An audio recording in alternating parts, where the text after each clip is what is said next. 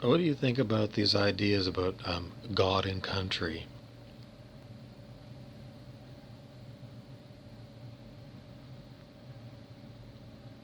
I mean, should they really be enshrined in like constitutions?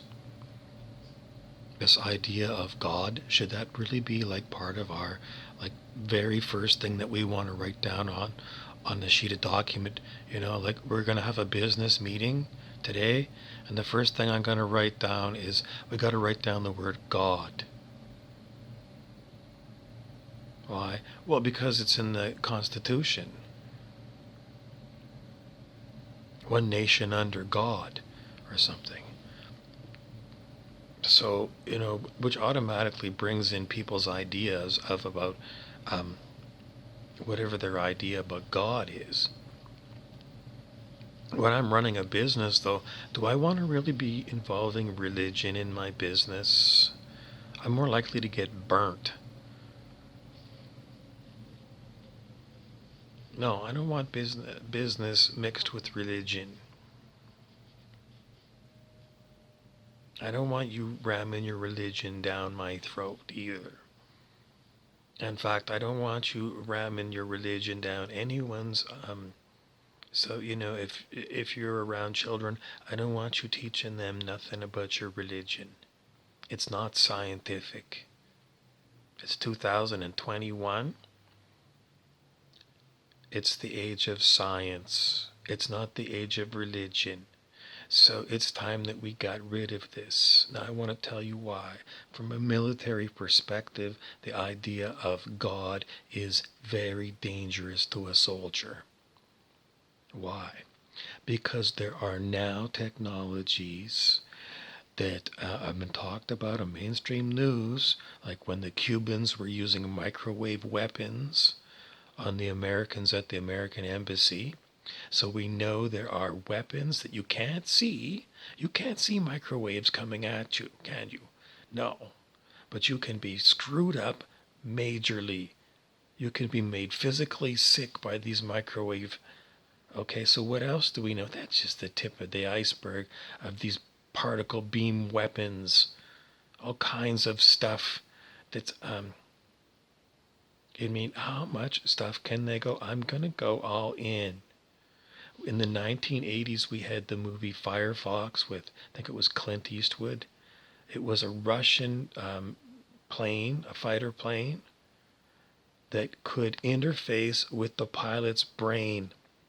It could read the mind waves of the brain so that the pilot could operate the plane using thought control. His own thoughts would make the plane do things. That was the 1980s. Where did they get this idea from? Well, it was about fighter planes. So, if they had that technology, working on that technology in the 1980s, do you think by 2021 they haven't perfected it yet and turned it into a weapon? Because they've already talked about using this in like Iraq. Voice of God technology can implant voices into your head like you got schizophrenia. And what they did with the Iraqis is they said, in Arabic, they would say, this is Allah, put down your weapons.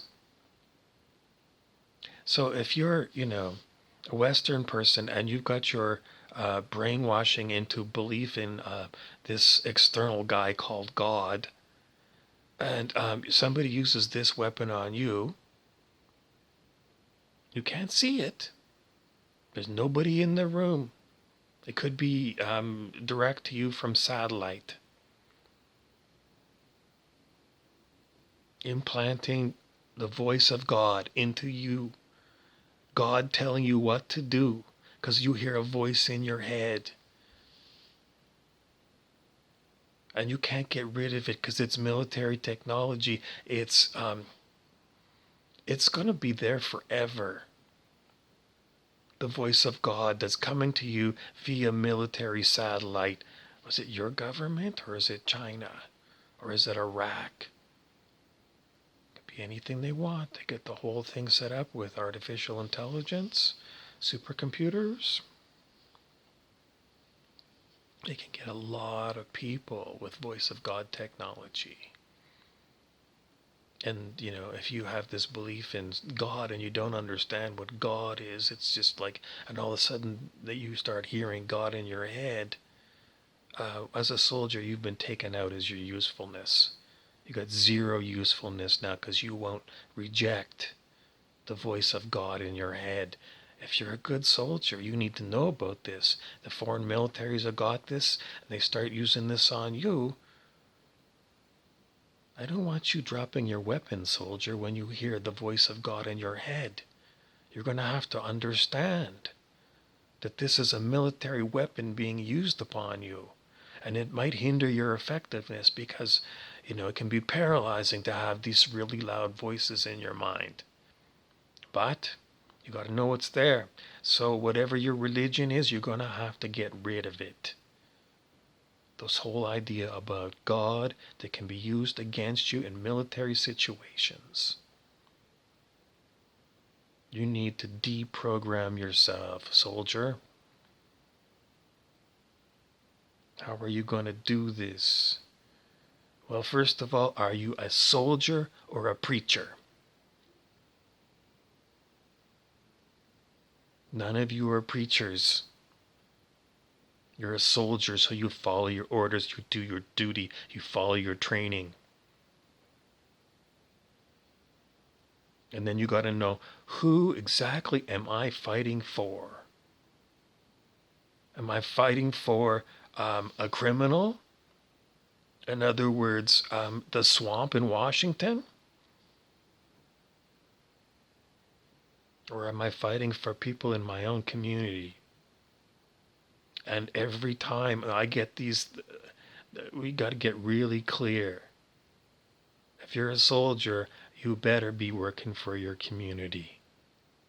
And if there's a conflict between your community and what you're being told by your chain of command, your first duty as a soldier is you are protecting your community.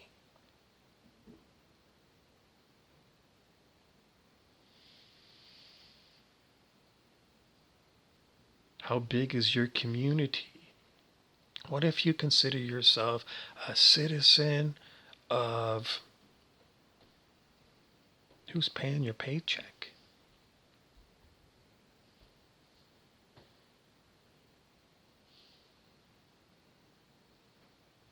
Are you officially a soldier working for a country? Are you a soldier looking for a revolution? Are you a soldier without a cause?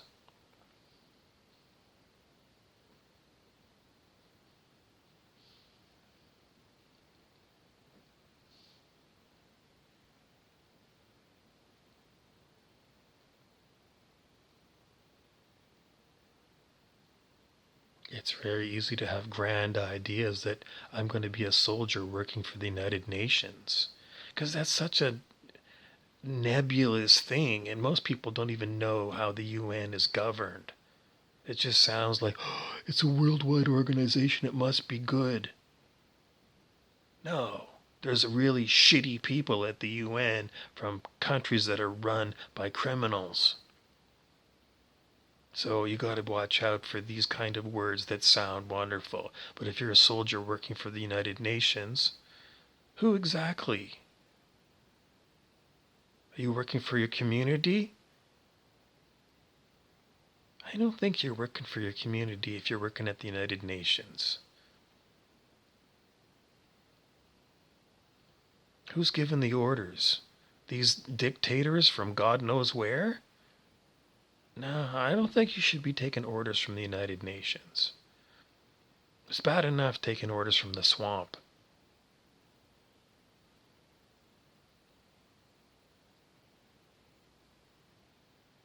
And I don't know when it's going to come down to, my community is not being looked after by the swamp. And I've had enough.